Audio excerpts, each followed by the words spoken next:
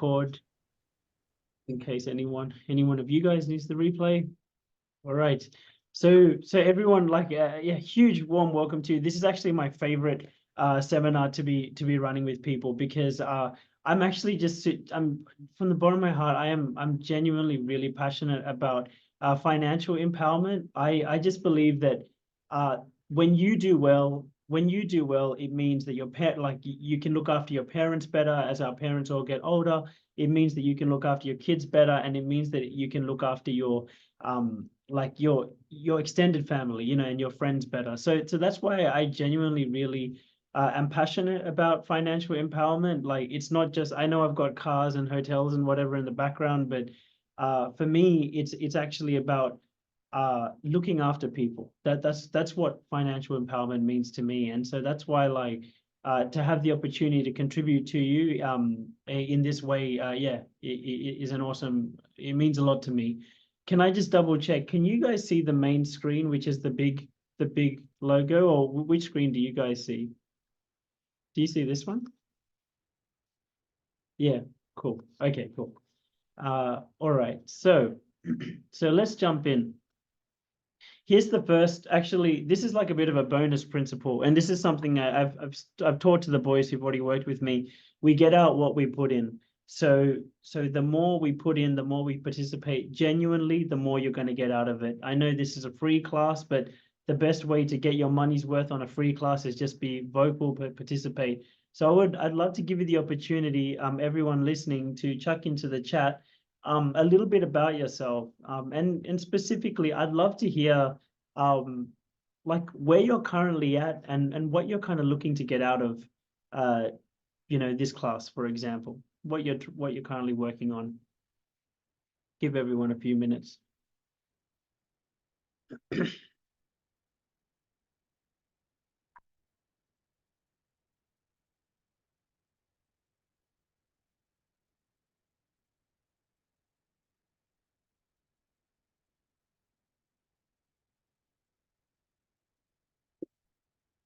For those of you who are just joining, I've just shared with everyone, please chuck in the chat a little bit about yourself, and specifically what I'd love to hear is kind of where you're at, and maybe what the next steps are, or what you're looking to work on. Maybe the challenges you're currently dealing with that you're looking to maybe get some benefit from this class by to overcome.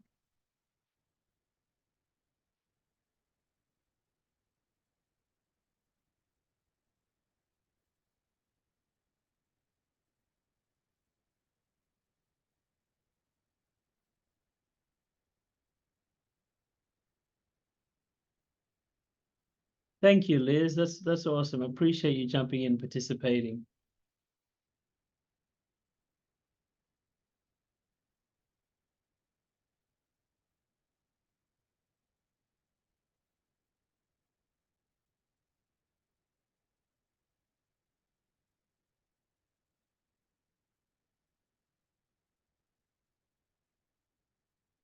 Oh, fantastic, Hassan. Thank you. Walking away with some clearer financial goals. That's good. That's awesome. Let's do that.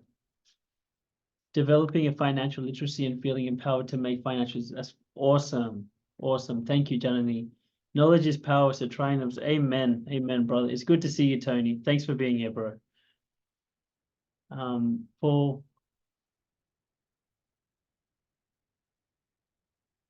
Working to develop a strong mindset that will allow me to increase my income and reach the stages of life through some good, awesome. Thank you.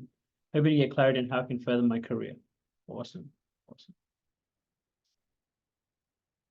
For the people who are, thank you, Jez. I've just birthed a baby. Des, I'm so happy you're here. I just birthed a baby boy and being initiated into a whole new world of self-responsibility. I'm here because I really admire Dim and is not. Oh. I'd love to develop a mindset that's rock solid for creating a life for myself and my family. Amazing. Bless you. Let's do that. Let's do that. Yeah, Ritesh, it's so good to have you back, bro. And wanted to connect against the community. And Dim, and changing income source, definitely. Amen. Amen. So I appreciate you all for participating, and I hope for participating, you all feel a little bit more engaged. Because that is probably a bonus principle. I'm going to take you through a whole set of principles today. Here's bonus principle number one. I really encourage you to take notes. You get out what you put in. No, the more you put into anything, the more you're going to get out of it. That's just that's just life. The second thing I'll share with you is I want you to know, when I read this, sometimes it makes me a little bit emotional, just because like I feel like what people have written here is just like it's like really wholesome, like the stuff that people have written here. And I think that's beautiful. And I actually, when I read this stuff, it makes me think like school, if I may say so, I feel like school has really failed a lot of us. Like our education system has really failed us. Can you have a show of hands? Who was taught to manage wealth at school? Anyone? Anyone do any wealth management class at school? Warren Buffett once said, if you don't know how to manage your emotions, don't expect to manage your money. You may have heard that. It's a famous Warren Buffett quote. Did anyone learn how to manage their emotions in school? Did anyone do a class on that? No. How about figuring out the next step in your career or even your mindset? I don't know, career, like look at the things you've written. Career, mindset, getting clearer on the next step of my career, financial literacy, a stronger mindset. Did anyone learn any of that stuff in school? None of the above, mate. None of the above. Bless. Thanks for participating in my session. Like the reason I share that piece, sometimes it's easy for all of us to feel discouraged and feel like maybe there's something wrong with us, or maybe like, why is everyone else going ahead and I'm not, or it's easy to feel discouraged when we feel like we have to work on this area. And why I'm sharing what I'm sharing is because, man, we were never taught. Like it was not part of our original operating system to have financial literacy and financial empowerment, right? Wherever we are not empowered, we get overpowered. This is another bonus principle. You may want to write that down. Wherever we are disempowered, we get overpowered. So for example, Dim was disempowered with his accounting and how, he managed everything in his first couple of years of his business. So I got overpowered by the government, and my tax bill was $37,000, if you believe it or not. And wherever we don't have empowerment, wherever we don't develop empowerment, we get overpowered in that area. And I want you to realize there's nothing wrong with you for looking to become empowered in this area. We were never taught. I mentioned quickly, like before I go on, I mentioned quickly about an operating system. You see, when we're growing up, pretty much till the age of 12, that's when we develop our view of the world and our view of ourselves. That includes like our confidence, our ability to believe in our dreams, our ability to believe that we can do it, that it can be done, even our ability to believe that it's worth daydreaming and being creative. So for example, if you feel like you can't think of better ideas, or on the new business you want to start or the career direction you want to go, often at times it's not because you don't have the ideas, it's because you've got a voice in your head that says, no, that's stupid, no, I can't do it, no, I'm not good enough to do it. And that's kind of like an operating system that you kind of developed at random, basically from parents, teachers, and preachers when we were in school. And it's almost like Windows 95. You developed it in the 90s when you're growing up. And it's 2024 now, and you're wondering why you're struggling, but it's because you're running Windows 95. Yeah. And so I want you to realize, like, it's totally okay that you're working on it because you were not taught it anywhere else. it's actually awesome that you're working on it because you become more empowered. And number three, like you have to realize that you're trained in a wrong operating in an old operating system, and you're getting the best results you can given that operating system. And in order for you to make the big breakthrough, it's about really upgrading your operating system. So I'm like, this is not just going to be concepts, there's going to be activities as well. But I hope you got something from that, from our little that little preamble. From my experience, what I have found are the biggest things which block people in their financial empowerment. Number one is they're not exactly sure what to do or what they want to do. So for example, I'm sure a lot of you have heard that you can invest in stocks or ETFs or property, or you can start your own business. Can I have like a show of hands? Who here is like looking to start their own, like maybe start their own business or maybe make a career move? Can I just get a gauge? Okay, little bit. And obviously we got a few people off camera, but thank you. So yeah, that's usually the first one, right? Like sometimes people are not exactly sure what they want to do. Number two is maybe they know what they want to do, but they don't believe that they can do it. And number three is sometimes we know what we want to do and we believe we can do it, but we struggle with the consistency and motivation, which is kind of like, maybe you should invest in more property or you should buy more stocks or whatever, but for some reason you don't do it. And it's either reason 2 or 3. So I'd like to give you a second opportunity to participate. Can everyone chuck in the chat? Do you seem to resonate more with bucket 1, 2, or 3? Just type in 1, 2, or 3 into the chat. So 1 is you're kind of not really sure what to do or what you want to do. 2 is you kind of know what you want to do, but you don't really believe you can do it. And number 3 is you kind of know what you want to do, and you kind of believe you can do it, but you struggle to fucking do it. All right. Very good. Ooh, okay. Like it's a good dispersion, good dispersion. So we've got some people who are not exactly sure what they want to do. Some people know it, but they don't believe they can do it, and some people who are lacking the consistent motivation. Cool. So that's excellent. So that's good because that's the way I've set up the content to help to get through that. So here's the 3 core things that we need, right, in order to overcome that stuff. The first step, and we're going to unpack this. The first step is to get clear on what you want to do that is aligned to you. So the key word there actually is aligned. So you want to, so we're going to unpack this, but you know, a lot of you said you're not sure what you want to do. We need to find something that you want to do that actually kind of gives you a sense of energy and motivation, and you're kind of like naturally interested in doing it. That's what that first one means. We got to find out what that is for you.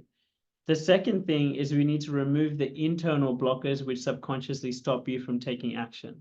So that pretty much means we need to remove the stuff that makes you feel like you're not good enough or you're not capable of doing it. We need to give you a strong self-belief. The third one, if you struggle with your consistency and motivation, and when you unpack this, you might realize you know what you want to do. Like we'll move through number 1 quite quickly, and you'll find yourself in number 2 or 3. And then these points probably will become quite relevant to you. The third one is you want to be around the right type of people, because, and this is a concept for later, I will show you, we're kind of the average of the top 5 people we spend the most time around. Our income kind of averages it out. Our mindset kind of averages out. Our action taking kind of averages it out. Our level of growth. Environment is so powerful because the human being like is an adaptation and survival creature. And how we've done it for the longest time, for I believe 200,000 years, is by being in tribes. So we're always looking to fit in. Now, if you're in a tribe of people who are who are like real serious action takers, at a human instinct level, you'll start to take more action just to fit in. Because the strongest force on human behavior is actually identity, right? And your sense of identity is most connected to who you spend the most time around. So the more we can change, so I will unpack this, but having the right community around you, and obviously even number two is actually about identity as well. The more we can change your identity using the available levers, the better it is for you to just almost effortlessly be the type of person who's taking action towards your financial goals. So with that being said, what I thought I'd do is I wanted to unpack a story for you, the story about how I got here, and use it to teach some of these principles. Because from my experience, I have found that it actually is quite effective in helping you remember these principles and then start to apply them. And as I take you through this story, I encourage you to like reflect on your own journey and reflect on maybe lessons that you, like the universe has been pushing you to learn that maybe you've been putting off. So quickly, with me, I started after high school in the army, and that taught me so much about discipline and all the things. And I ended up in corporate. And for me personally, and some of you may resonate with this story, I had a good LinkedIn, but actually on the inside, I felt terribly unfulfilled. I felt terribly unfulfilled. And I have a drink in my hand there. I stopped drinking like 10 years ago. Yeah, it was just kind of like I was not myself, and I was just doing it to fit in because I didn't know it anywhere else. And this is actually how I very much felt inside, basically up until the age of around 25. When I was 25, I delivered this huge project at a young age that was supposed to be pretty much impossible to deliver. And somehow, like, we got it done. And I remember getting to work the next day and thinking, man, like, I should be so happy about this. Like, this is a high point in someone's career. And instead, I actually couldn't lift up a pen that whole day at work. And what I decided to, yeah, I just thought it was so meaningless. I just thought, like, man, like, what was the point of all of that? We worked so hard, and you know, how are we really making society better? How are we really making the world better by what we're doing? We're just getting whipped on these client deadlines, and I was terribly unfulfilled, to be honest. And I couldn't lift up a pen the whole day. And basically, what ended up happening was I did two things that day. I booked an Airbnb for a week, and I booked sick leave. I told my parents I just need to go to this Airbnb and zen out and just clear my head and try and figure out my life. And I spent a week in that Airbnb, and as I was there, the only thing that gave me a sense of energy was going to Africa to build homes, to be honest. It sounded as crazy as that sentence just sounded to you. Like, it's just, I did not want to work another day. And I wanted to do something that was more meaningful. And when I was 21, I had gone to Costa Rica to build an orphanage, and which is obviously very fulfilling. When I was 23, I had gone to Ubud in Bali to build a kindergarten. And so I had a reference experience of what a very fulfilling thing would be. And so in this time of crisis, the one thing that made sense to me was quitting everything and going to Africa and building homes. Obviously, my parents went absolutely crazy at the thought of this, and basically were going to kick me out of the house. And it all pretty much came to a standoff. And then I said, look, I've decided I'm going to do this. And that's what I did. And honestly, I felt very much lost. But the one thing that actually came to me in this time, which helped, were personal development books. This is when I discovered personal development, when I was 25. Like, I started to read these books, and they talked about these principles that I've literally written in here for you, like getting really clear on what you want, having internal alignment, which is getting out of your own way, and then being around the right people. Those three principles. That's what it said in the book. And I started to just, it made sense, and I started to just follow and listen to my own voice more. That's like another core principle. I started to, like, for the first time, really believe in that point number two, which is just fucking trusting my own voice, like trusting my own intuition, which is scary. But as I did it, I started to meet a different almost set of people, you know, like people who are kind of more like-minded and just more open-minded and talked about all these things and those people kind of, you know, those are my first group of people that I met that like really nurtured like living a different life to the one that I knew, which was you go to school so you can get into a good uni, so you can get a good job, so you can find a good wife, so you could, yeah, you have kids and shut up. Like that's the script that I was taught, you know. And when I went off the script, yeah, this became my new support. And then I came back and I'm like, you know what I'm gonna do? And here's another teaching point. This is the true story. When I came back, I'm like, so I was making 60K a year as a project manager back then, before I went to Africa. When I came back, I'm like, I need to I'm going to build a property portfolio, become financially free through property, and go around the world building orphanages for the rest of my life. That was the original plan. And so I'm like, cool, I reckon maybe go back to corporate, but I need to earn a lot more and I need to do it in a way where I actually feel fulfilled by the job. Right. So I actually had you know, people talk about manifestation. So I had like a pretty clear intention when I got back from Africa. You might want to write this down. Like I had a clear goal of the outcome. I didn't know exactly how it was going to happen, but I knew that I wanted to be like earning big, and I knew I wanted to be doing something that I was fulfilled with. So I got back from Africa, and I had no money at this point, right? And my parent and every day I would go to Gloria Jeans with, I think maybe I had like maybe $100 left total, and I would go to Gloria Jeans and I would buy like one coffee and I'd sit there for hours and I'd apply for 4 to 7 jobs a day, and I did that every day. I did that for for almost 3 months.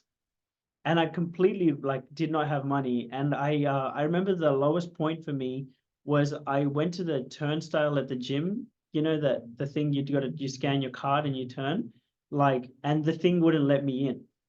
And I remember turning to the receptionist and I was like, oh, what's wrong? And then she's like, oh, Dim, like it looks like your credit card bounced. And I'm like, fuck, like I don't have money to top up this credit card to get into the gym. And I was so fortunate because that day, like she just let me in. But I basically was at like a rock bottom, and I got offered a job. A job finally came through, and it was for, you know, bandana canteen, like the they do the bandanas and it's for cancer. Yeah.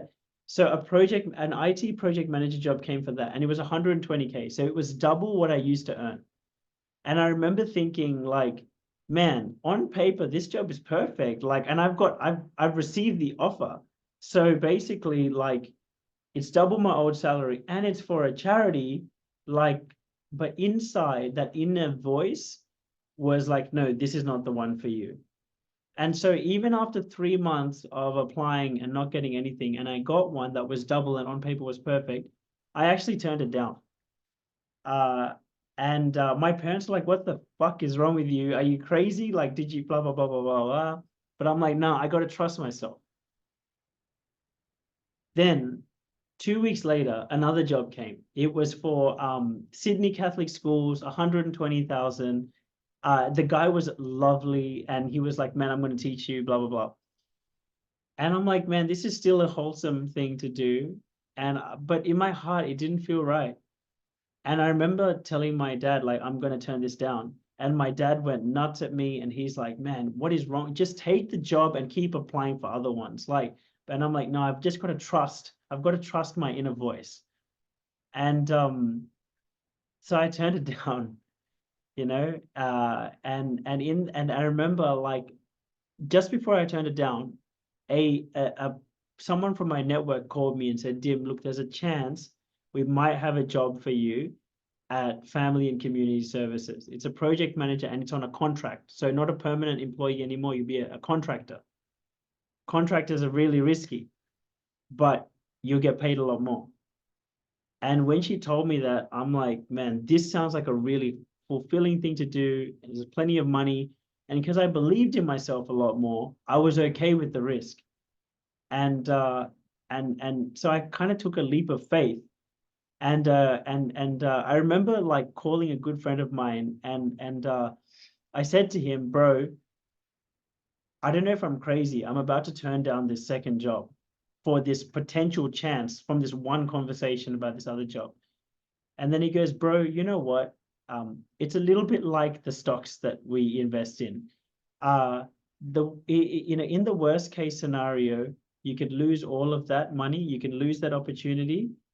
And you know what? Like that's the worst case. But you know what? Even if that's the worst case scenario, you lose it all. It means you'll go back applying, you'll go back earning, and then you'll make that money back up anyway. But if it goes the way you hope it will go, you'll get everything you ever wanted. I remember he said that to me. And when he said that, I'm like, cool, I know what I'm going to do. And I trusted myself, and I quit that, and I turned down that job. And then I landed that fax job, the family community services job, and it paid 200,000 a year. So I went from earning 60,000 a year to 200,000 a year while I was 25 years old. And I did that, and I really accredit that to these lessons that I learned of just like really like knowing what I wanted, believing in myself, and then speaking to the right people. Because I hope you can see from that story, in that situation, my parents were the wrong people to speak to. But I was fortunate enough to have some good friends. I went on to get, like, this is my PwC photo. That was like a big job that I really wanted to get. I got that. I built the property portfolio. I took this photo, like yeah, a screenshot from my CBA a little while ago.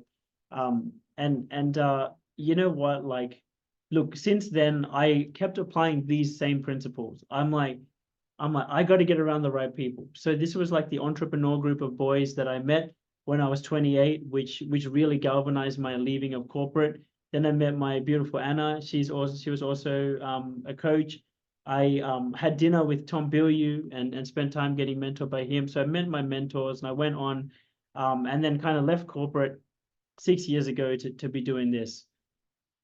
So why I share this with you is because these principles, like these are the principles that really helped. And when I did this seminar last week, people asked me, Dim, did this only work for you?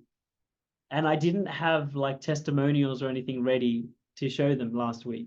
So I actually just put together this today, showing how many people, like this guy got a ownership, like equity stake. And what I love in this thing, he wrote, he goes, the old me would have just agreed to everything. So I was really happy with myself for holding my ground. So what I want to show you is it's not just about like the actual technique. It's about being operating in Windows 2024, where you as the executor of that technique are making it work better for you. It's not just about knowing what to do. It's about being the right version of you so you can execute it to the best of your ability. Did that make any sense? Like what that concept I'm trying to teach? You know? So yeah, and not like this guy got promoted. This guy became quickest, fastest promoted director in Deloitte. He's a partner now. He's in Dubai. 30% pay rise at Tom Holland. This guy got his dream car, which is beautiful. Contract role. This guy, like, this is the last one I'll talk about. He was a mechanical engineer when we started, and when we did the processes which I'm about to take you through, like he realized he actually didn't care about mechanical, and he actually did that because his parents want him to do that. And actually, the biggest thing that like gives him value and he really loves is tutoring. So he left and he bought he after our retreat, he actually left his job on the Monday and bought a tutoring business. He now owns 3 tutoring businesses. I think it's called Success Tutoring Wentworthville.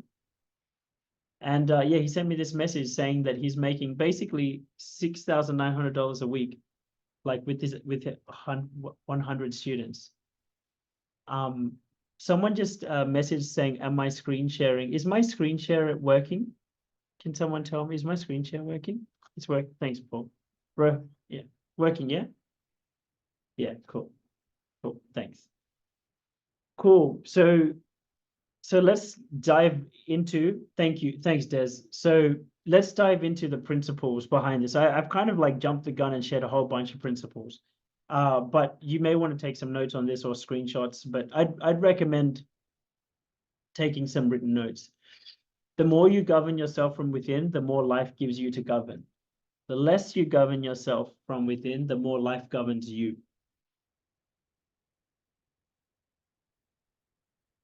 The more you govern yourself from within, the more life gives you to govern. The less you govern yourself from within, the more life governs you. I hate to say this, but I've seen this time and time again. So if anyone's like asking like about an investment strategy, here's one that's worked very well for me. You do 2 steps, okay? Does anyone know what superhero is? Has anyone heard of superhero before? So yeah, superhero, like oh man, it's gonna freeze up my computer if I load it here. Superhero is a platform to invest in stocks, right? Now, if you type in superhero stocks, it'll come up. There's something called an ETF. An ETF means it's a collection, right? It's a collection of a bunch of different stocks. So you can get an ETF for the S&P 500. What's the Rohan, are you in any of these ETFs, bro? I think I'm in IVV. What do you know? Yeah, no, I'm not. I currently don't invest in ETFs. Okay. Are Yep. you allowed to with your job? Previous role I had to get permission. This one I can. I'm allowed to. Cool. Yeah. Okay. Yeah. But were Okay. you after any ETF codes, or were you just? Yeah. I just found it, bro. It's Yeah, all cool. good.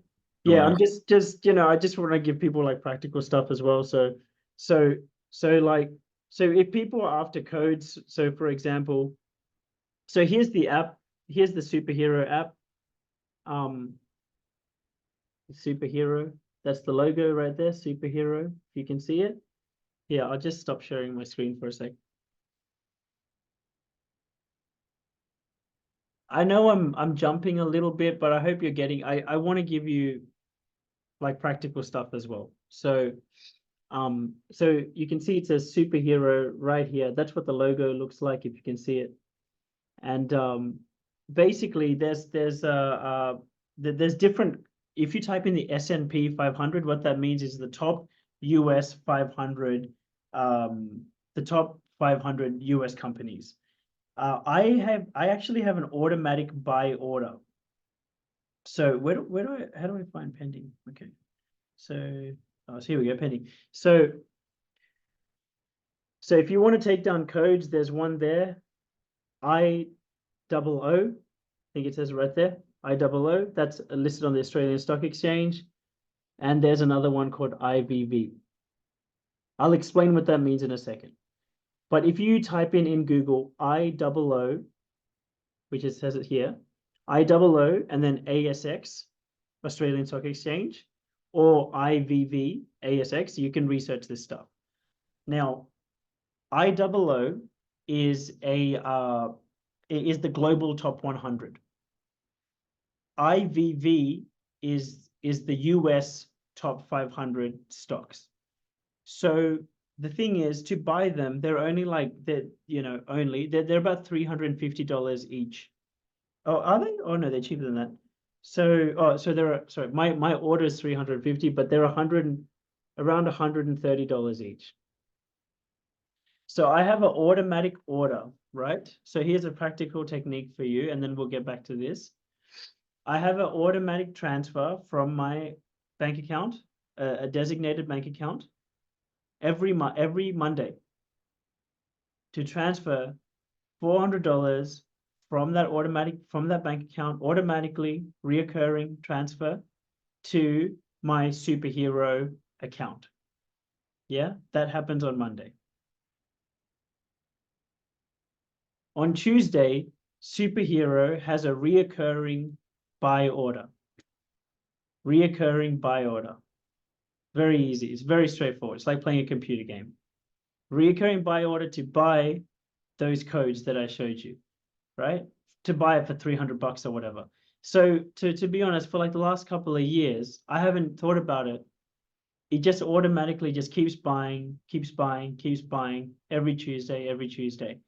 And that consistency has paid off, because then you buy the highs, you buy the lows, you're disconnected from your emotions, and it's just automatically investing for you.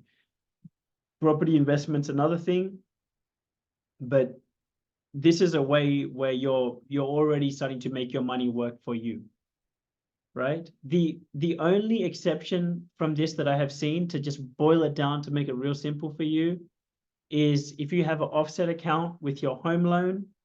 If you have home loans and you have an offset account, check, like, and I'll bring this back to the slides in a second. Check how much money you will save by keeping your cash in an offset account because of the interest rate. I'm giving you all the keywords, right? So it'll be quite easy. Check how much money you save by keeping your cash in an offset account versus how much money you can make investing it into one of those ETF codes that I showed you. Typically, you make about 10% a year with the ETF code. Home loans at the moment, I believe, are like 7% interest rate. So these are the things. I remember a few people wrote financial literacy.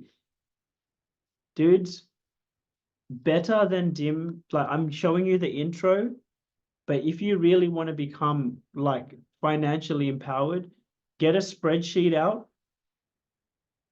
and do a financial model of these two different situations. Situation one is I've just got an automatic transfer to invest in the S&P 500 or one of those two codes. Situation one, and I make 10% a year, and model that out, compounding year on year over 10 years. Situation two, I put the money in an offset account. And how much do you save? And then find out which of those two do you make more money with. That is financial empowerment. Like, you're knowing your numbers, right? So that's why it says the more you govern yourself from within, the more life gives you to govern. The less you govern yourself from within, the more life governs you. Meaning, if you don't take the time to learn this stuff for yourself, you end up just being the victim of the ups and downs of the market. And look, I actually just chucked in principle number 2, which is money flows from where it's ordered and organized least to where it's ordered and organized most. So the more structure, and I'm going to give you a structure for the money as well, but the more structure you have around your money, you will find that you actually have more money. Can I tell you a secret? Look, I should have written this principle down too. One of my greatest mentors, proper decamillionaire, like he's got heaps of money, self-made decamillionaire. What he says is actually financial freedom is actually an illusion. Financial freedom is actually an illusion. That's what he says. The reason he says it's an illusion is because at every level you go, you're subject to different forces messing with your money. So someone like Elon Musk, like that level of money that he has, it's based on economies. It's based on performance of economies, performance of companies. That to the boys who've done my retreat before, money is always at the other code. So it's IOOIVV. There you go. So money's always at the effect of something. To the boys who've done my retreat, who know this, the language. Basically, whatever level you're at, you're going to be subject to market forces, to the economy, to companies, to shareholders, to publicity. to regulation, whatever level you're at, you never really have freedom, financial freedom. But what you can have is financial mastery.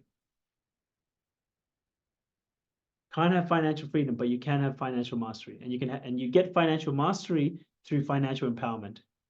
You get financial empowerment from what we're talking about right now, managing all that stuff on a spreadsheet, going what's coming in, what's going out. And it's very confronting to look at this stuff because I don't know about you, but for me, it was very confronting because I didn't want to see how much I was spending. But actually my financial destiny really changed after I started to get cognizant of every number. It makes you more grounded. The other thing to becoming governed, so I've kind of given you some. Sorry, I'm just sorry, the chat's just. So I'm kind of giving you some like some deep technical things, but I want to zoom out to more of the strategic because I think that will help you as well. Because I know people have come in for different reasons, and I want to make sure I help you at the different angles. How clear is your vision for the future? Because you see, the more self-governed you are, the more clear you are about the direction you're going, the more long-term you can manage the money, and the more you have a reason to acquire it and not splurge it. The more you have a purpose for the money.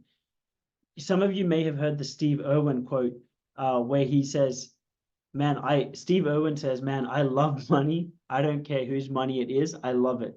And you know what I'm going to do with it? I'm going to buy more wildlife. I'm going to buy more wildlife conservation areas. I'm going to buy more nature conservation areas. I love money. Steve Irwin said that, like, beautiful quote. So actually, because his vision was so great, because he was so clear on what he wanted to do, he had a bigger reason to amass the money. So one of the reasons why I've done well in amassing my money is because, see, my original thing was, man, I just want to go around build orphanages. So I actually need like from a young age, from 25, I'm like, I need $10+ million. So there's a strong vision behind it, and there's a reason. Because ultimately, consistency beats everything. It's the consistency of what actions you do that is going to beat any little strategy. Like Dim can tell you that little ETF strategy or this property to buy, but the thing is, as humans, we get burnt out. We're subject to our emotions. We're subject to our energy. And you can do it once, but then you kind of fall off the wagon. So that's why, like, one of the biggest panaceas is a clear vision. Having a bigger vision that scales over 5, 10, 20 years. That's what's ultimately going to help you have the consistency to keep going and a reason. Is that making sense? So I know for some of you, you're not exactly sure about like what direction you want to go. The most sustainable direction to go is the direction that gives you inspiration and energy, that brings out the best in you, that you naturally are interested in. This is a little practical activity. I'd like to give everyone a few minutes.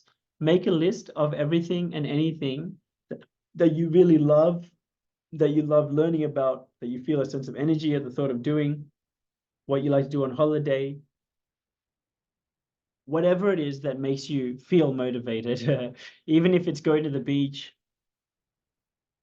playing with your dog, any answer's okay. Please chuck it in the chat, things that you love to do.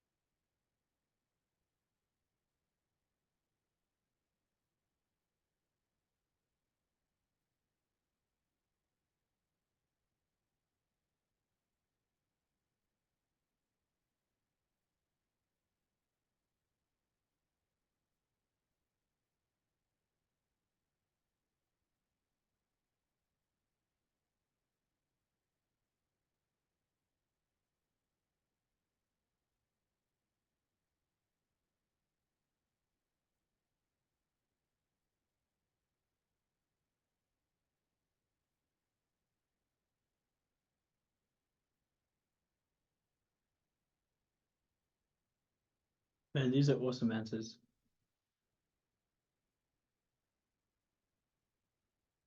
For those of you who like, you're welcome to look at the next slide when you're ready.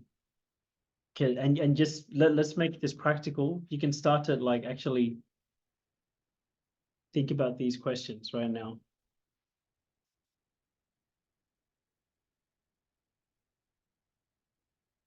So those of you who can't see the next slide says, how can you schedule these things into your mornings, days, weeks, or months consistently? How can you build goals around what you love and link them to what you do now? You can just start with them. Yeah, Liz. Yeah, how can you schedule these things into your mornings and days and weeks and months? And how can you build goals around what you love?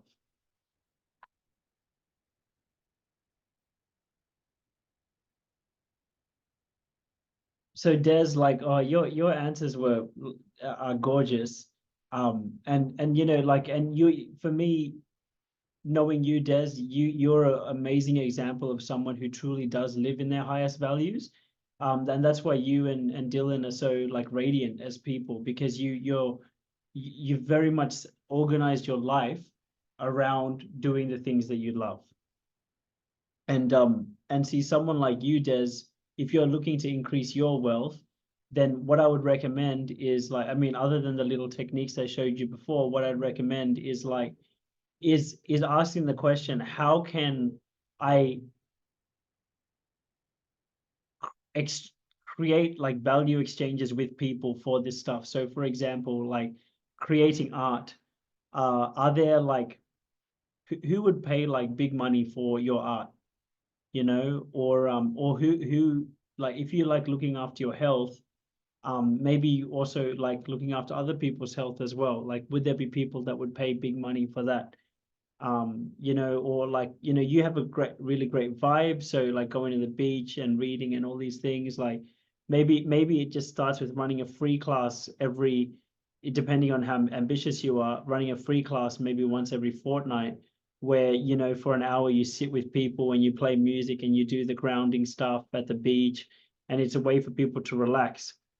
And off that you can offer, I don't know, like a health things, or some other type of offering. But that's really where Des will be in her element. She'll be really inspired, and it'll probably be more sustainable than some other big business. Oh, there you go. You've got, yeah, of course, you've got a creative agency. Of course you do. So there you go. And so one of the things which is, I feel, made my retreat so powerful is I really love the beach too.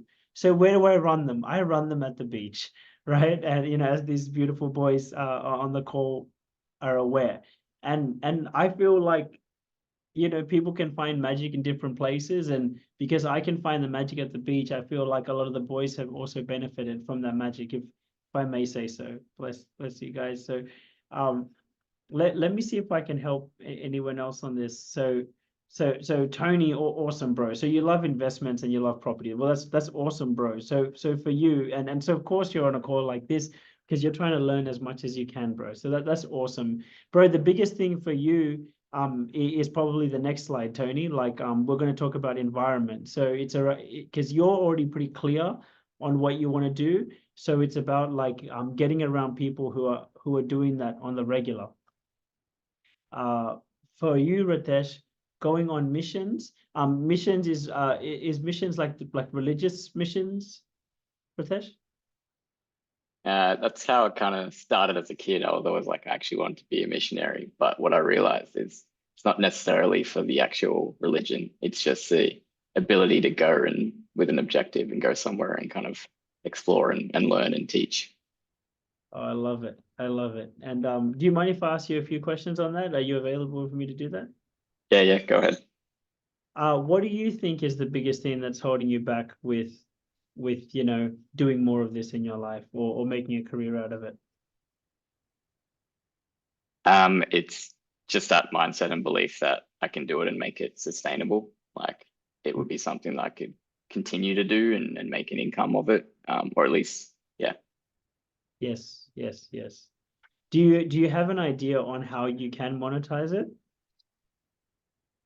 There's a few different things, but I think I probably just need to explore a little bit further. Like there's things like content creation, etc., which is a popular one these days. Otherwise, if I wanted to sustain just that sense of adventure and missions, it's more like just on an online business of freelancing. Yes. Do you have a bit of savings, Ritesh? I do, yes.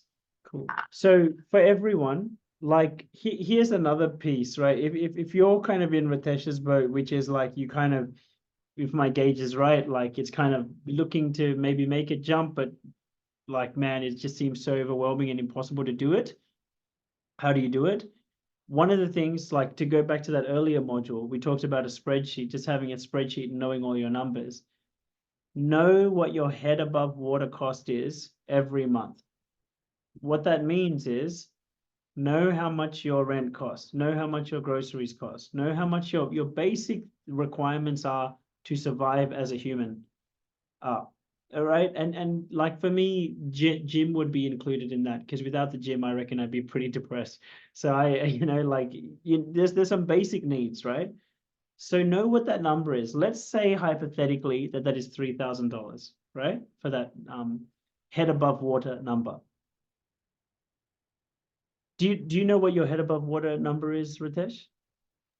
I do, yes. Cool. Okay, so for the sake of this exercise, let's say it's $3,000, right? Yeah.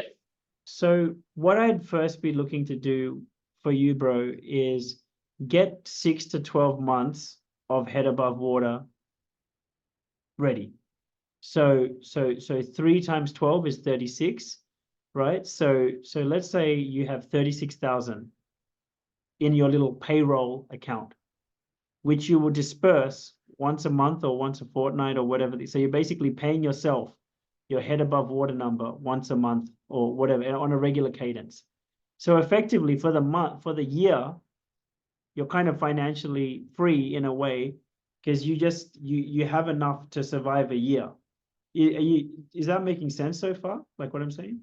Yeah, that makes sense. I like the pay yourself every month. Yeah. So you're just becoming your own boss. You're just paying yourself, right?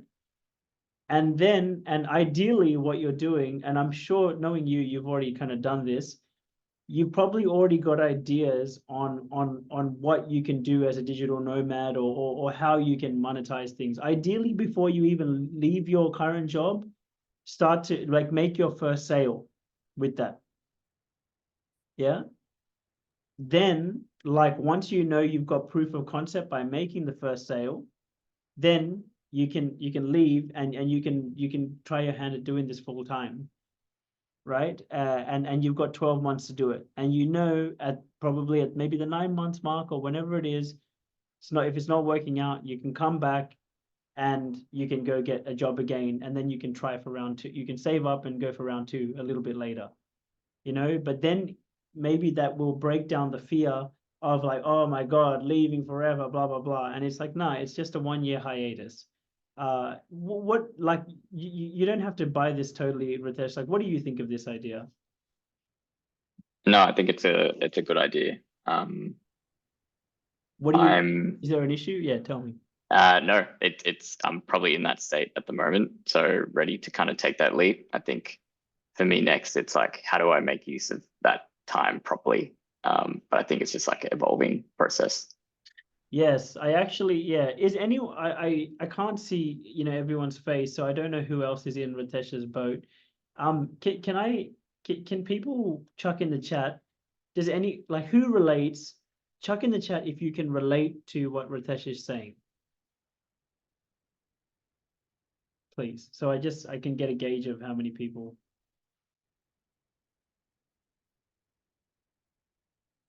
Or who's getting benefit from this, just so I know. Nice, Rohan, thanks. Cool, thanks, Paul. That's good to know. I just want to know, so oh, well, Tushan, you're a champion, bro. You've been an entrepreneur for a long time. Bless you, bro. Good on you, man. Can relate. Cool, that's good. I appreciate the feedback. So I think I included this slide. Yes, I did. Okay, perfect. here's how you do it. Okay, so if you're not sure, so let's say you've got the things that you love, but you're not sure how to monetize it yet. Here's the secret. Tom Bilyeu taught this to me. I asked him this exact question because because I know how many people ask this question. I asked him this question, and thanks Tony. Thanks for the feedback, bro. So like, I asked Tom Bilyeu this question, bro. It's like, bro, I know a lot of people have ideas. How do you get to the point where you know which is the right one to do to monetize it? The way he answered the question, he goes, bro, you got to turn embers into flames. That was his quote, turn embers into flames. So what that means, I'll give you an example. I think I once gave this example to Rohan when we were doing our program together. Said, let's say that in this moment right now, in this seminar, one of you decide, like you listening to this, like decided to animate the energy of anger. So you decide to just be a very angry person. And let's say the seminar finished, and for the rest of the evening, you decided to continue being an angry person. And let's say that tomorrow when you wake up, you continue to be angry, and you continue that for the next 2 weeks. Would you agree that in 2 weeks' time, your life would be a pretty angry, like tempestuous place? Does that example make sense? Yeah? You keep doing that energy, and that's what it becomes. In the same way, your purpose or your side hustle or whatever you want to call that, your new direction, that is also an energy. And you want to breathe life onto that energy. That's how you turn the ember into flame. So how do you do that? Practically every morning before you go to work, you spend time doing like working away at different ideas, trying different ideas every morning. And what that's going to do is it has a compounding effect. This is what I did to get out of corporate myself. It's gonna, before you go into reaction mode, putting all your energy and because typically at the end of the day, you're going to be tired, right? So you're going to be too tired to probably work on your own business. That's why I'm saying the morning.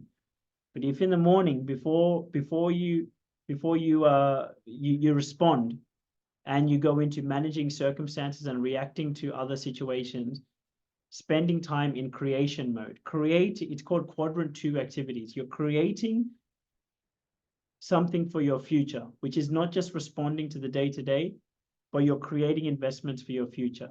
So for you, for anyone who's like listening, whether that means every day spending time on your financial spreadsheet, looking at the different numbers, looking at your investments, like looking at everything every day, looking at it. Or it's thinking of like working away at that side hustle and going, cool, it's time for me to make that transaction. It's time for me to try and get someone to buy this. If you do that every day, just give it like 2 weeks and you're going to find you'll have a lot more clarity on like which product you're going to launch.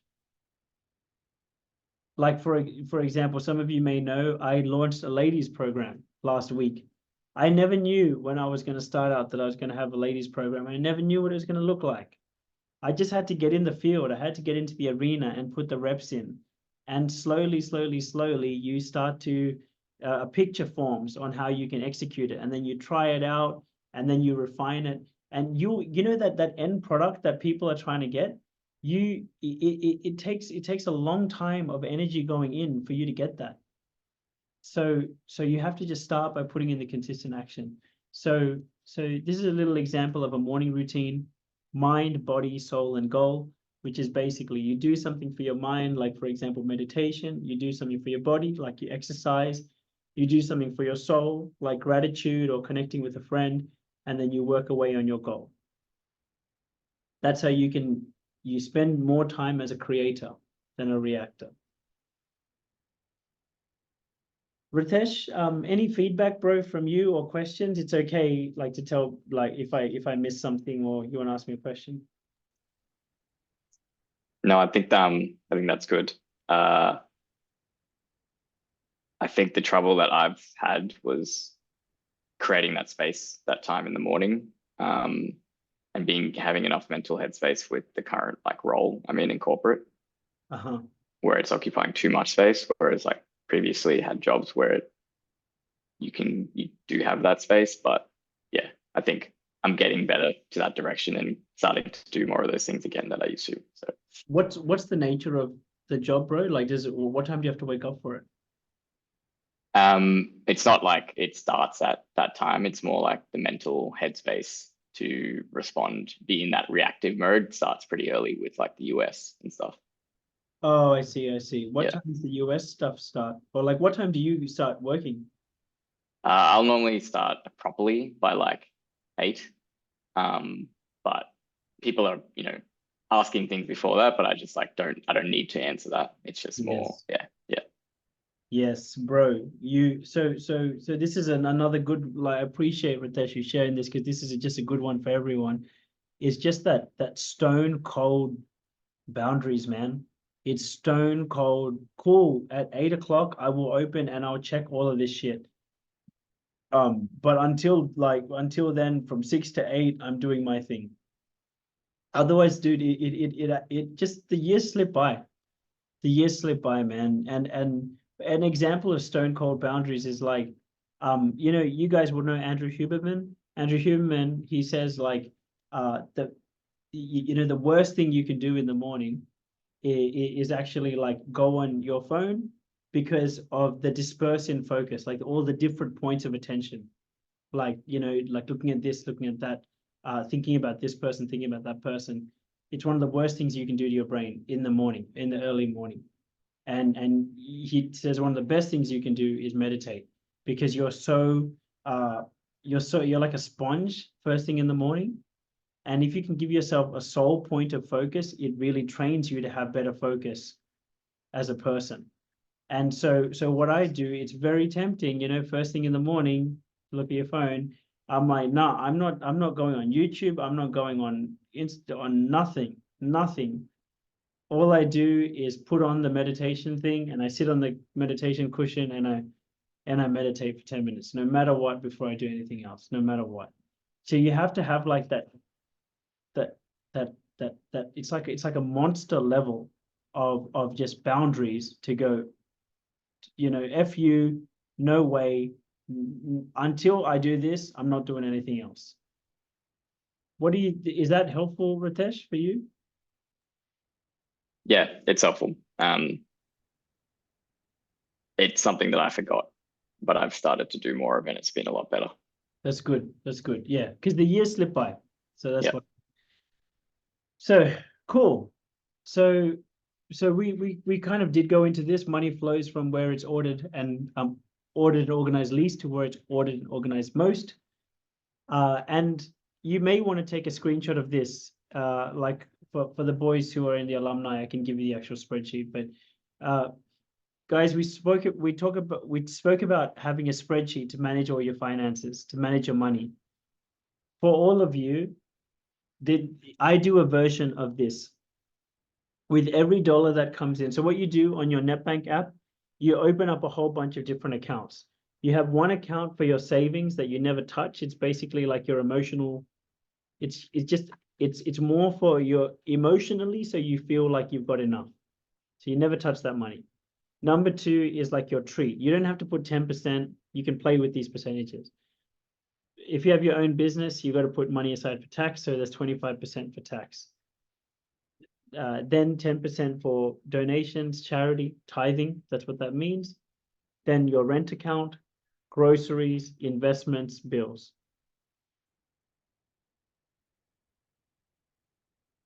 For me, when I learned this, I actually had $30. I had $30 total. I had a issue where I had $20,000 walk out of the door in the span of 2 days. And it was, the year of COVID. And yeah, and it was a really shitty time. And we had rent due the next day. And I'm like, holy shit, we have rent due the next day, and I only have $30 in my account. Like, and I was not used to a life where I wasn't making a regular income. And then, we went to a wealth workshop, and they taught these principles, this way of cutting up the money. And 6 months later, I had 30,000 ready to buy Anna's ring with. you know, which for me was a huge transformation. And it's because you know, the more we govern ourselves from within, the more the universe gives us to govern. So having a structure to govern your money, to cut it up, to allocate it, that's what this is. Does anyone have any questions on this?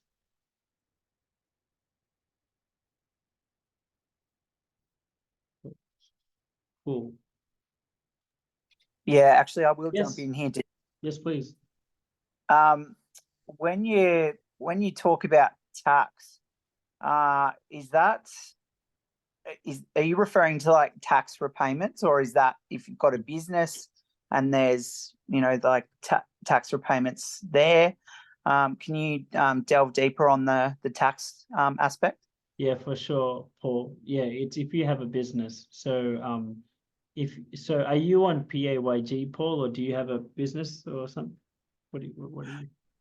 No, I don't have a business at the moment. It's really just PAYG. yeah. Yeah. So, bro, when you look at your payslip, like from your company, you'll find it has the actual amount that you get paid a month. And then you'll see that they take out tax and hex and they take out all this shit already, right? So Yeah. what you do in your spreadsheet, on your payslip, take that total amount and put that on your spreadsheet, right? And then calculate out how much they're taking out for hex, for tax, and then you can replace my 25% with whatever, right? Mhm. And then the rest are like up to you, where you want to, how much you want to allocate to savings, how much you want to allocate to your treat. One thing you might remember, Paul, from our retreat was I tell, and for everyone listening, like I tell the guys at our retreat, every 3 months, increase your savings by 1%. So 3 months later, it'll be 11%. 3 months after that, so 6 months in, you're actually saving 12% of your income. 9 months, you're saving 13%, right? So every 3 months, you increase it by 1%. What that does is it gives you like a really subtle pressure to make more money because you're saving more of your money without using it. So I'm currently at 25% now, and what that means is like, for me, with every dollar I get in, I put aside 25 cents and I never spend it. And what that does now is it, you know, like my mentor, he's at 50% now. So with every dollar that comes in, he puts aside 50 cents, and then he lives off the other 50 cents, the other 50%. And by doing that, like he feels 100% financially free, because he's just like, man, well, I will never really go broke because every piece of money that comes in, I live so far below my means, that, you know, and I save so much money that I'll always have money for a rainy day. So this is a system to feel financially empowered and masterful. So I really hope this is helping. I really hope this is good stuff, like and practical, not just concepts. Are there any other questions? Cool. So thanks to Ritesh's participation, we actually kind of dived into this one a little bit already. You know, our own greatest enemy is often our own self. So, because sometimes, one of the reasons I wanted to give you guys all that practical stuff is to give you an opportunity for your limiting beliefs to come up. Fuck, you know, like you might think, oh fuck, Dim actually is showing me all of these techniques, but actually that's not even my real issue. You know, a lot of people think that they need techniques and they need tactics, but in execution, it's actually not what their core issue is. So for those of you it's relevant, if it's relevant to you, please chuck in the chat, what are ways where you feel like you sabotage your own progress, even if you have all the techniques?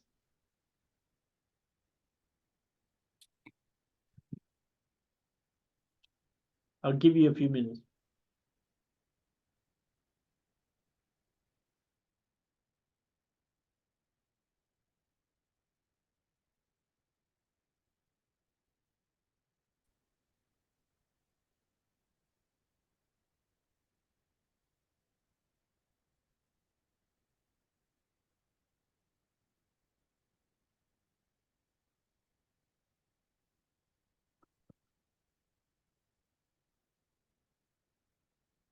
I'd love to hear from you guys.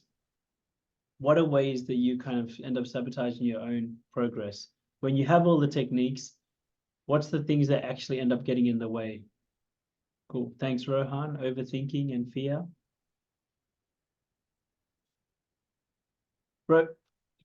Perfectionism, procrastination.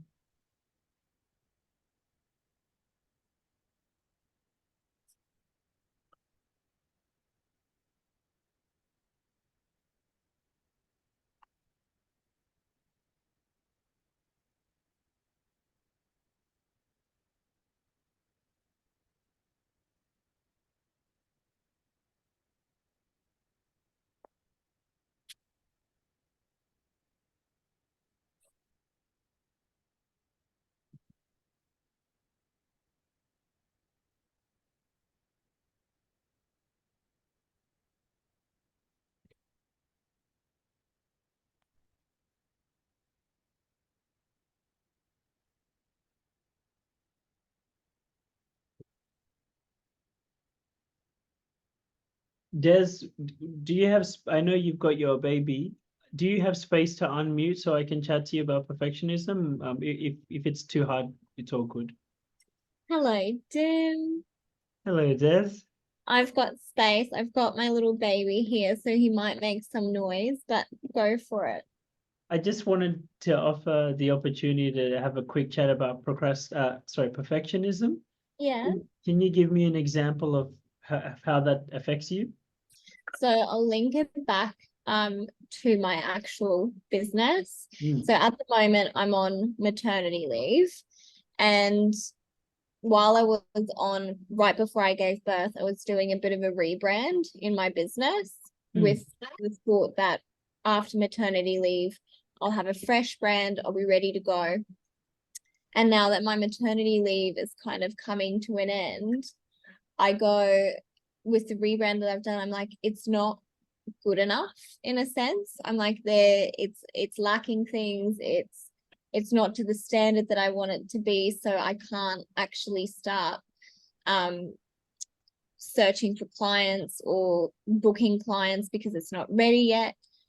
And I'm getting to the point now where I'm like, no, I know that my perfectionism and wanting everything to be perfect before I start, it's gone to the point where it's really affecting me, to probably the point where I am procrastinating now, like many of the people on call as well. So yeah, I can link that straight to my business where I'm like, no, it's not ready yet, or all these things, where in reality, I know that what I do, or I know that what I can do is really good. And I know that when the clients come, I'll be like in a state of flow again because I'll be creating. But it's just that perfectionism and that procrastination that's like keeping me stagnant from actually getting out there and getting my clients. So yeah. Oh, thank you. Thank you so much for sharing, Des. That's awesome. Thank you for listening, Dim. Yeah, of course. Des, so you know what's funny? Tony Robbins, he recently did a free seminar, and he actually called the way he said it, and I'll relay it to you in case it helps you. He says perfectionism is actually the lowest standard, is actually what he said. And I actually thought it was awesome because, you know, I think we've all felt perfectionism from time to time.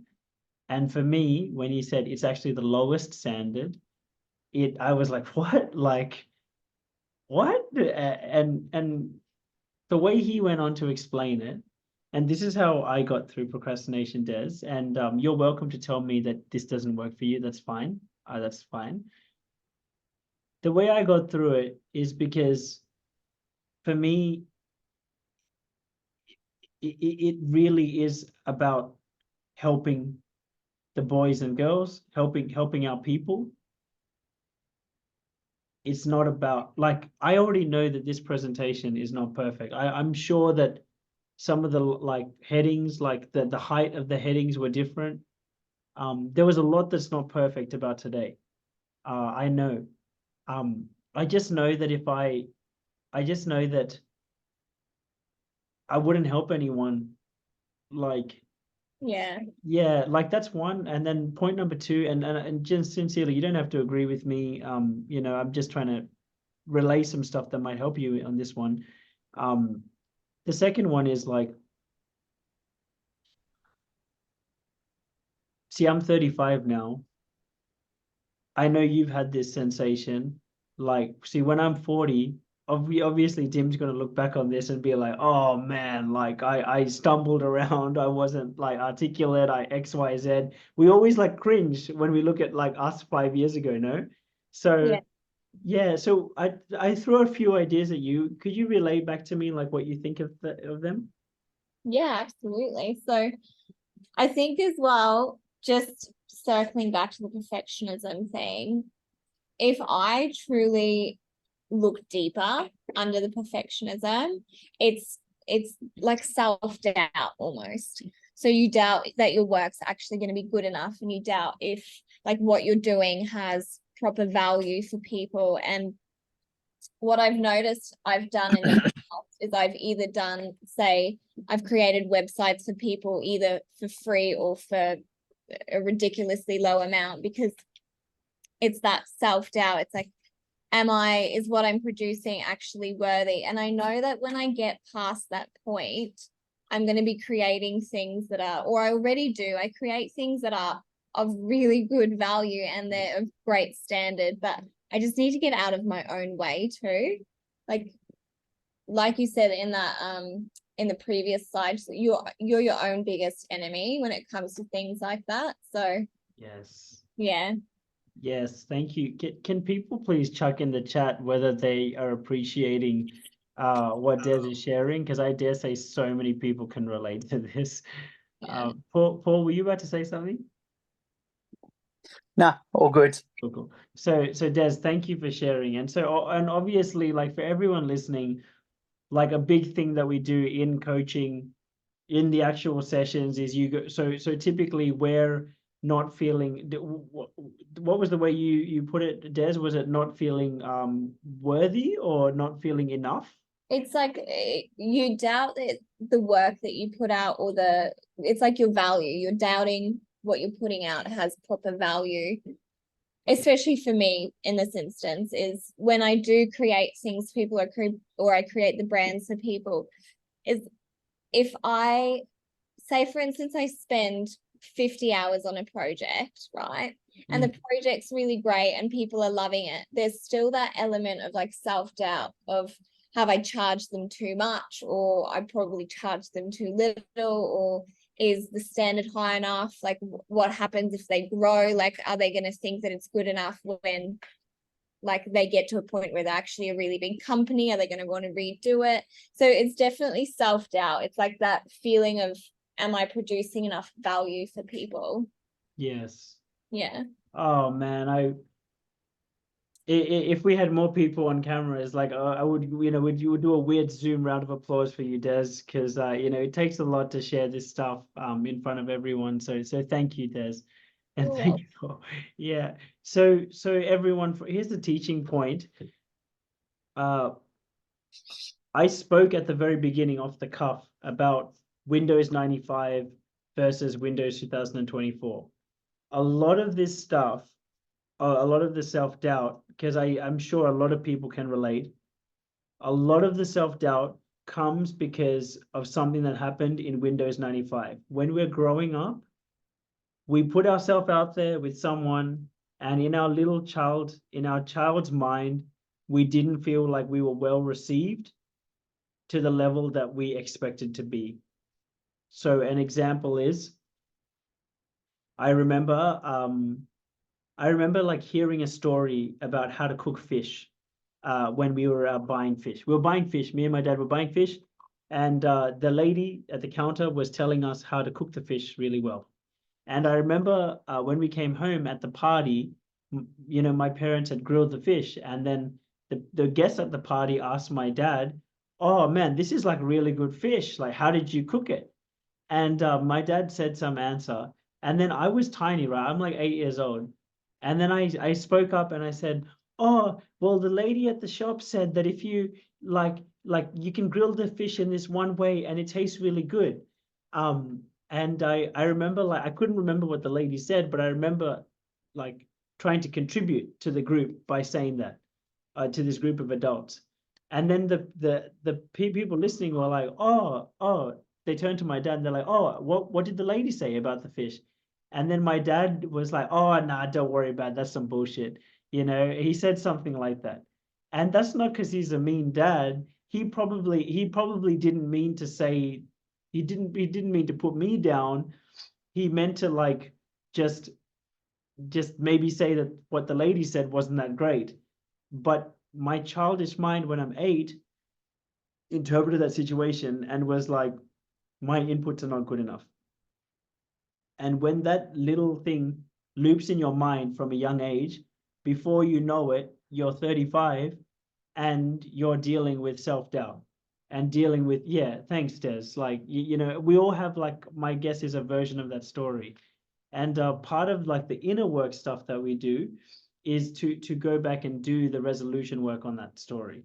But in lieu of the inner work, for the answer for today, Des, what I would, you know, until the time comes for you to do the inner work, Des, what I would recommend, Des, is it's always about, like, you've kind of mentioned some limiting beliefs around the money, like, oh, like, have I charged them enough, blah, blah, blah.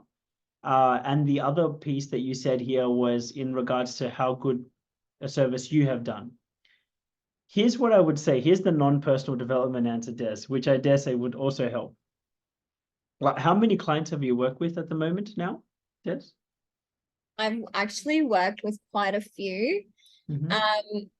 I would say probably in the last 2 years, I've had 6 reoccurring clients, Well, like 6 retaining clients, and I would have had probably around 15 to 20 like project-based clients, if that makes sense. that's solid. That's awesome. Yeah, Has your prices slowly gone up over time, if you don't mind me asking?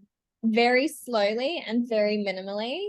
Mm. So for instance, I'll be so honest because I think it's really good to have like transparency in this case. So not to toot my own horn, but I do, like, it's funny because I know that the level of work I produce is high quality.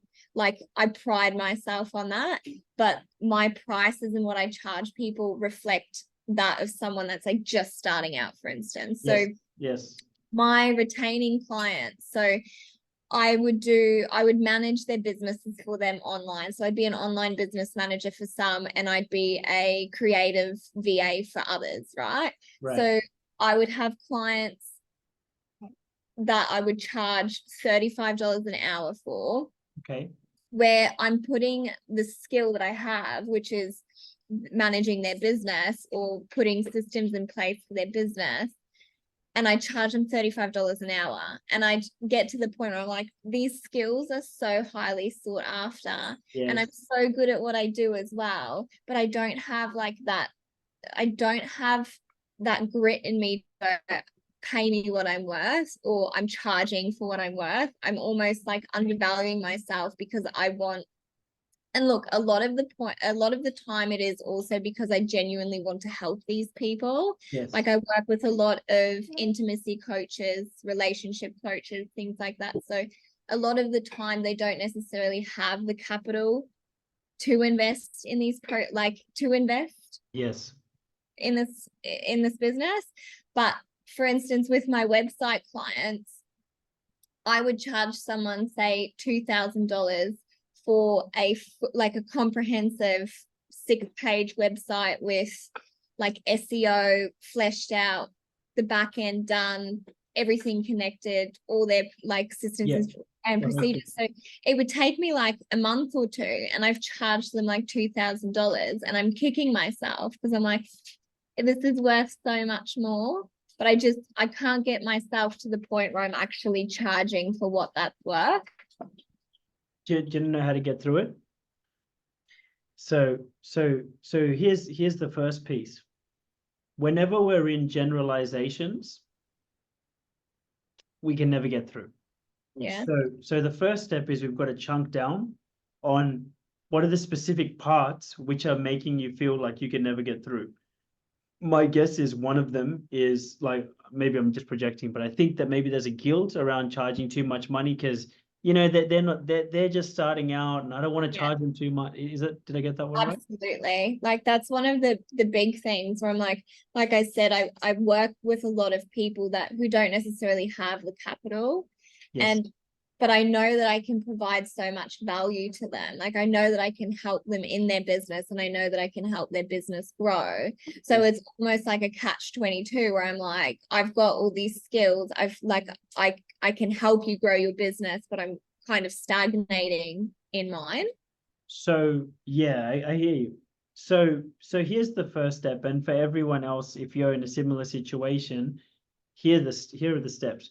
The first step is we want to break down and like literally write down on a piece of paper, like what are the core things that are blocking me, right? So you know, initially Des has a temptation to say, oh, I just can't seem to charge more, right? But when we do a little bit of digging, there's probably like 2 to 3 reasons, like, you know, 1 to 3 reasons probably why Des feels uncomfortable charging more. It seems like there's a big one is guilt around charging more because, you know, these people are just starting out. So why, like, I would be doing them a injustice by charging more. We're on the same page so far, right, Des? Yeah, absolutely. So what I want to show you and everyone is actually the true nature of this world, everyone, is duality.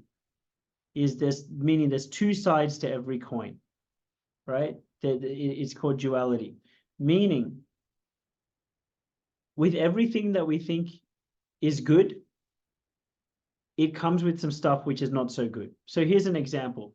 If you want a 6-pack, we all want like this bikini 6-pack body, but there's a lot of not so good that comes with getting a 6-pack. The dieting, the you know, the discipline around the eating, you know, like, you know, maybe the tracking the macros, the exercising, the consistency. There's so much effort that goes into there's 2 sides to getting that 6-pack, right? And if we just want one side without the other, without being willing to go through the other, we create a nightmare for ourselves. We're lost in fantasy land. And the more we live in a fantasy, the more we create a nightmare. So in the same way that there's 2 sides with everything, there's 2 sides with charging money as well. And at the moment, Des, I would say to you, I think at the moment you're only seeing the bad side of charging the money. The bad side of charging the money is you're putting them out. Like, you know, they're just starting their business and you're taking money away from them, right? And whenever we think that there's more negatives than positives, we get stuck in stagnation, we don't move, right? And at the moment, there's more negatives than positives because we're doing them an injustice by taking their money away, right? Now, Des, what I would offer to you is what are the benefits? So how much are you currently, so I think you said $35 an hour, is that right? For Yeah, so I've got clients that I charge $35 an hour for, and then I've got clients like my hourly rate, the most I'm charging at the moment is $40 an hour. Got it. Yeah. So I would invite you to think of, say, one client, whichever one you want to, and what would be how much do you want to charge, Des? How much would be good? Like would be like would be a fair exchange? Genuine. For the skills that I have, Yes. for the 100? skills that I have, it would be 100 plus. Yes. It's something that I would want to charge. Like Yes. that's what the inside of me is like, charge that because you're worth that. Like you should be charging that. Okay. So how so 120? Is Yeah, that let's say 120. okay? 120 plus GST, so it's 142. Is that correct? Yeah. I'm gonna say yes. I don't know the math, but I trust you. I just wanted to help you bump it up a bit. All right. So, and by the way, everyone, please observe as I'm doing this little process, how does this make you feel inside? Because if you feel like you're like, oh my God, this is so bad, like Dim's teaching her how to rip people off, that's something in your money mindset programming, which is probably keeping you stuck, right? And I'll show you why. Des, what other, sorry, someone's in the meeting room that keeps distracting me. Okay, cool. So Des, what are the benefits to your client who you're thinking of if you start to charge $140 an hour? Oh, okay. So if I started charging, because the thing is, I don't know if necessarily the work I'm delivering would change, because it's not like my work lacks because I'm charging less. Yeah, But I feel you're like putting in $140 worth of value. Yeah, absolutely but agree with you. Yeah. I feel like maybe I don't know, there'd probably be more of a passion there to like help them even more, if that makes sense. Oh, okay. I didn't even think of that one. Okay. Can everyone, I'd love to do this as a team. This is a good exercise that's actually going to help everyone here grow. Can everyone chuck into the chat, how would Des charging $140 for her services, basically how would Des increasing her prices be a benefit or service to her customers? How is Des increasing her prices being a benefit or service to her customers? Everyone chuck it in the chat. And Des, so you're welcome to chuck in that one. I want to give 1 minute for everyone to chuck in the chat. How would Des increasing her prices benefit others?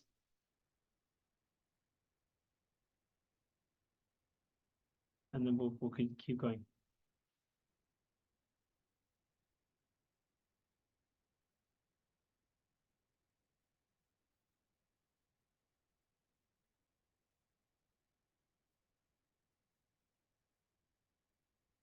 Nice, Liz. Standard of work gets higher. 100%. She'd be like really enthusiastically doing her job. Yeah, Liz. So the question is, how would awesome one, Rohan. So the question is, how is Des increasing her prices going to be a benefit to the people that she is working for?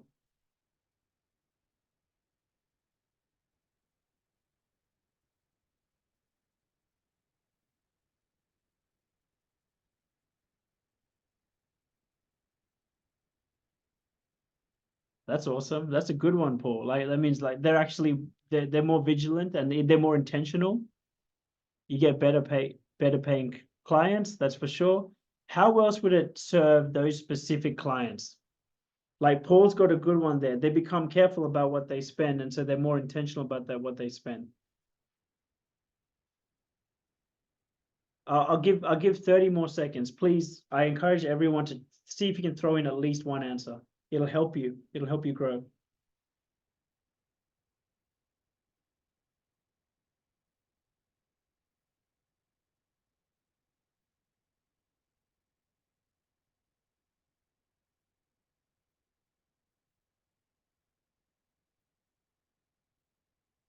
Yeah, Tushan is an incredible entrepreneur. So thank you, Tushan, for jumping in and sharing that. That's beautiful.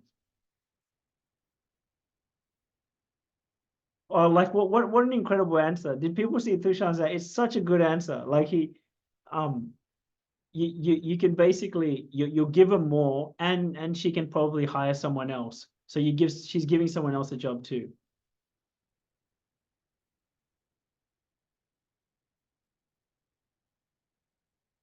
Yeah, everyone's fucking amazing. You guys are amazing. I'm like, this is the best moment in Dim running a seminar, like having everyone like coming together to help people. This is so beautiful. Okay. All right. So we got to move on in a second, but there's like a few ideas from Dim, you know, like yeah, so providing someone with income. Holy shit. Yeah, like I would say a big one, Des, is like this, and everyone, I'll make this relevant to everyone. especially if you have investment properties.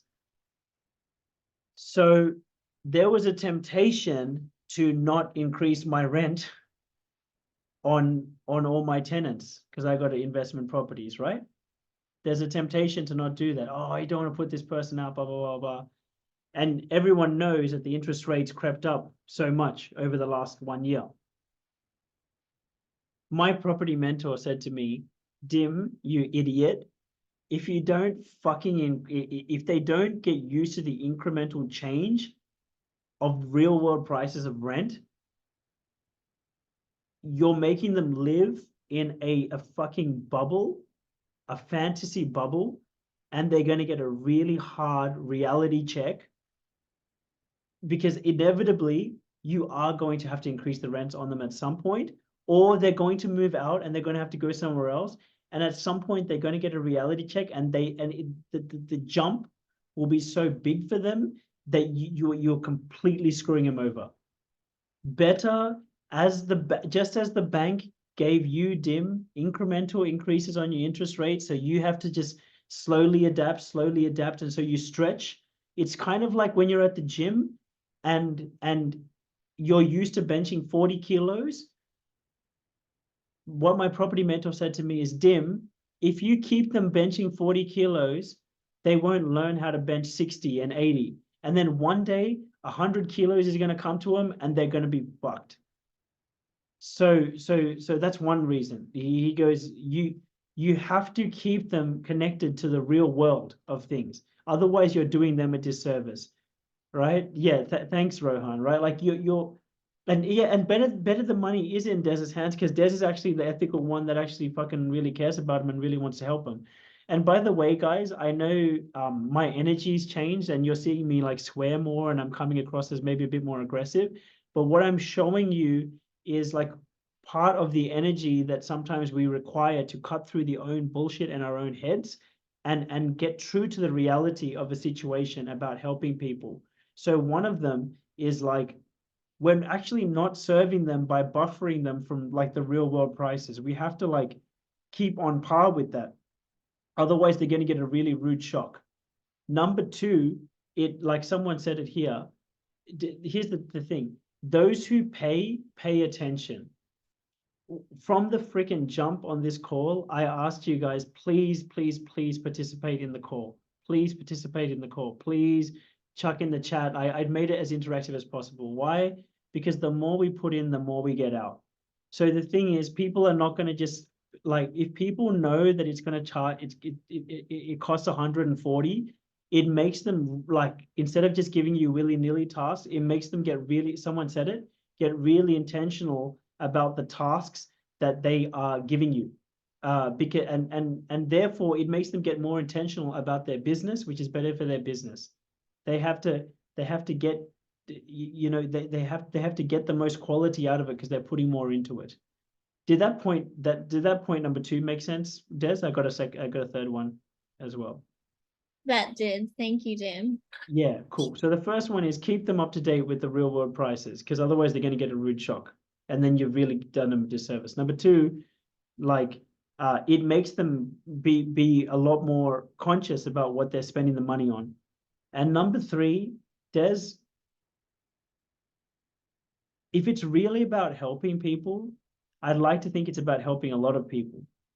And in order to help a lot of people, we need to work with people who are, you know, like I like to try and work with people who are at a certain standard or higher, because I know that if I invest in them, they, you know, yes, the prices are a bit higher for them, but they are going to have more of an impact because they're more influential. So someone who's willing to pay, so you effectively, it's similar to that answer of you attract a better quality client. So the better quality client you have, the more serious they are about making an impact on their soul-led conscious mission. Which means that the more higher quality clients you serve, the more impact you have. So you're basically working with people who are really ready to immerse rather than dabble, which means that their impact is higher. So in a bigger scale, you're actually helping impact more people by working with more influential people who are ready, who would rather pay for better quality stuff. Because if they're willing to pay subpar prices, it means that they're probably willing to have subpar work, and their output is probably subpar as well. So when you get them, like a rising tide lifts all boats, when you step your game up and you ask everyone else to step their game up, then what it does is it filters out the people who are just dabbling and not really in it to make a real impact. And it leaves behind the people like you, Des, who actually are genuine and real and willing to do it. So basically that it's a call for everyone to step their game up, including the impact they have and the quality of service they give. So, you know, my coach charges me $750 an hour. She doesn't have any guilt in doing that. And you know, to be fair, what she does is she has a $139 a month group where for people who just really are struggling financially, she creates a way to help people for free, like even Dim's doing right now. You know, yeah, a rising tide lifts all boats. So you can see Dim does free sessions because for the people who just can't afford it, like I still want to help somehow. Dim does all this fucking free content, even if it doesn't like go viral or whatever, because it's not clickbaity. I put the real shit out because I'm like you, Des. I really want to help people, but at the same time, I know that like what I do has high standards, and I want to work with people who have high standards so we can have a bigger impact. So that's how I meet both requirements. So we kind of went 20 minutes extra on that than I meant to. But Des, I'd love to just have a quick relay of your feedback before we move on. Was that useful at all?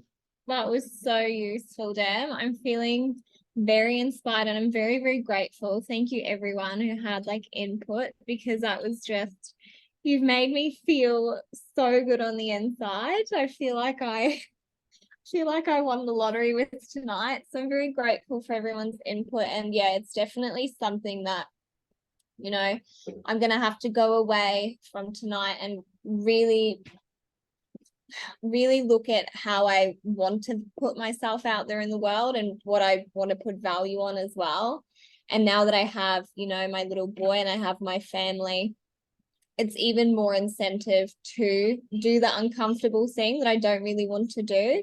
But like you said, me raising my prices and charging more, I'm going to attract people who are doing the same and who are putting out that impact into the world as well. So it should be a win-win.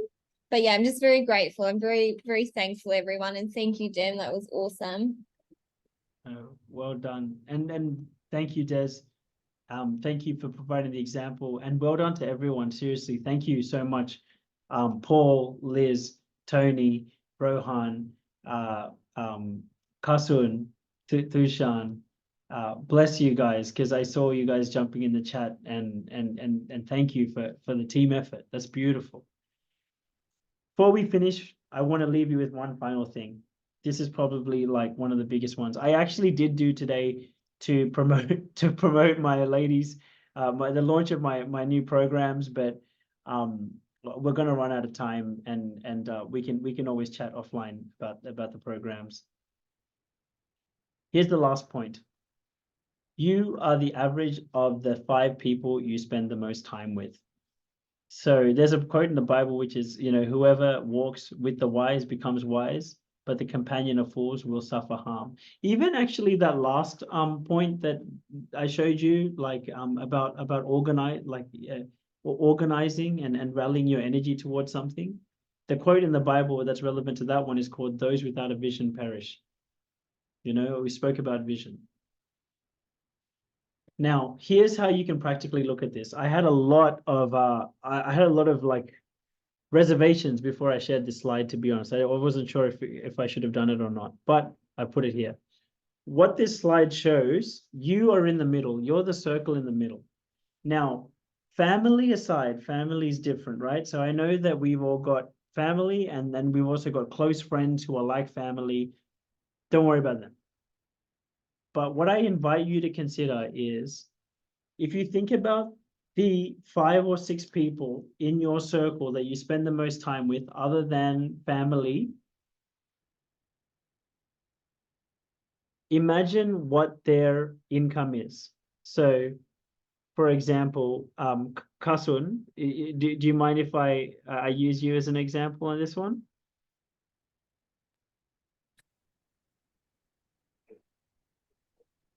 All good. Hey, yes, cool, I can hear you. So let's say, so Kasun works in corporate.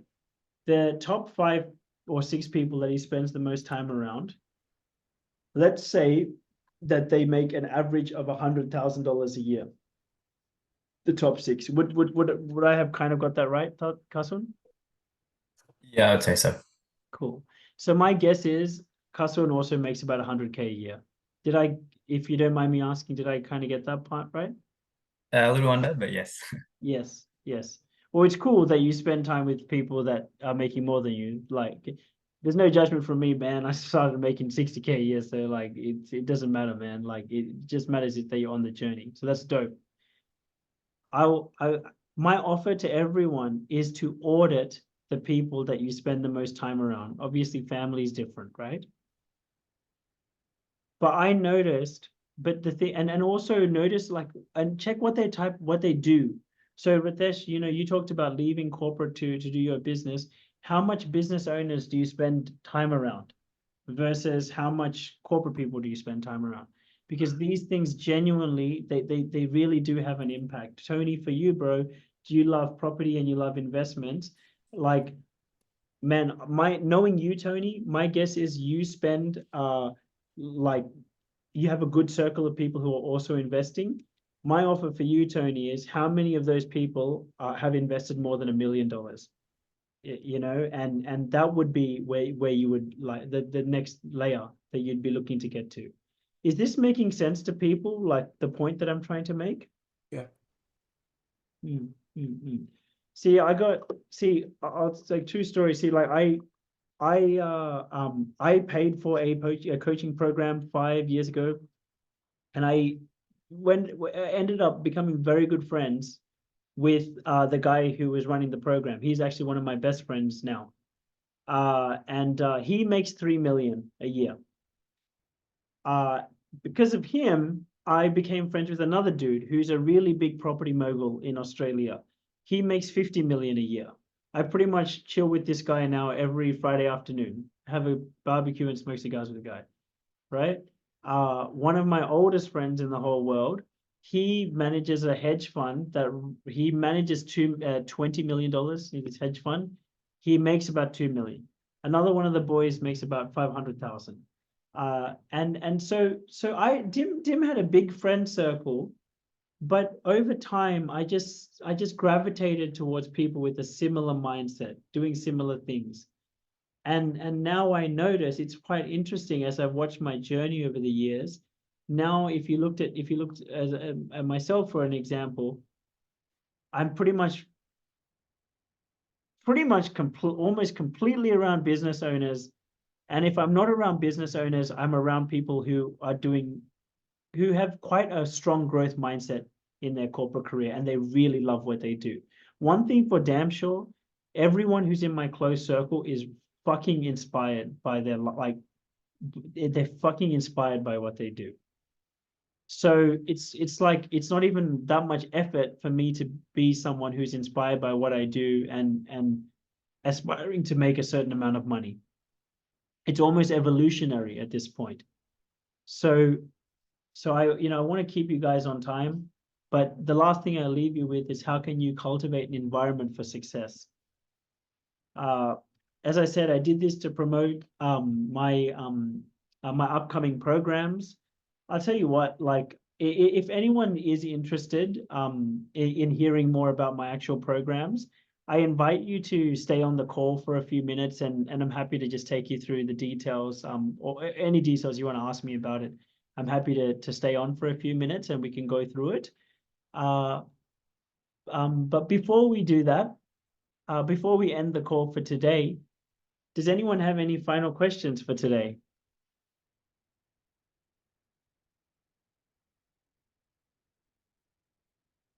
All right, well, bless you guys. You guys were, yeah, all my love to you guys. I really appreciate you joining me here on Wednesday night, on Valentine's Day night.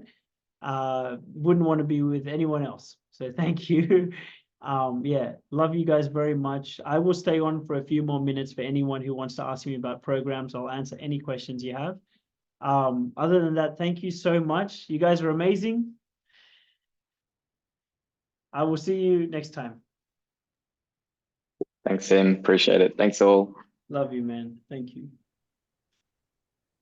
Thanks, Tim. Good to see you again, mate.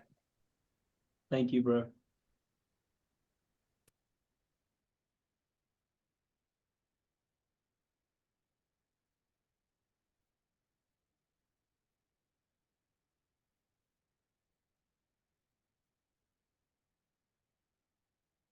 Rohan, man, how you doing, man? I'm good. That was really helpful. Yeah, just like a new way of looking at things, and also considering a few things that have been on my radar, but I've just ignored them for silly reasons. So